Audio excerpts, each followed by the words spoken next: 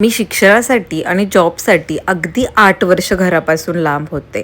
हॉस्टेलचं जेवण, मेसचा तो डब्बा खाऊन अगदी कंटाळा यायचा. तेव्हा माझं सर्व्हायवल फूड होतं हा चपातीचा चिवडा. शिळी चपाती असो किंवा ताजी चपाती असो, छान त्याचे तुकडे करायचे. कढईमध्ये तेल, त्याच्यात जिरं मोहरी टाकायची, छान तडतडली की शेंगदाणे टाकायचे, छान भाजून घेतले की कांदा टाकायचा आणि मग मस्त टोमॅटो जर तुम्हाला आवडत असेल तर तुम्ही नक्कीच टाकू शकता.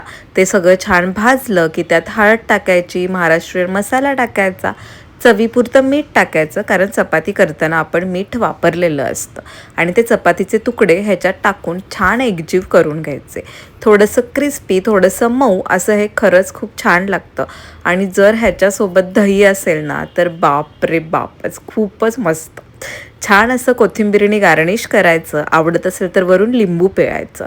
म्हणजे लिटरली मी तुम्हाला सांगते, जेव्हा मी पीजीवर राहिले, हॉस्टेलवर राहिले, तेव्हा हा चपातीचा चिवडा माझा आणि माझ्या रूममेटचं सर्व्हायवल फूड होतं असंही म्हणता येईल. Follow for more.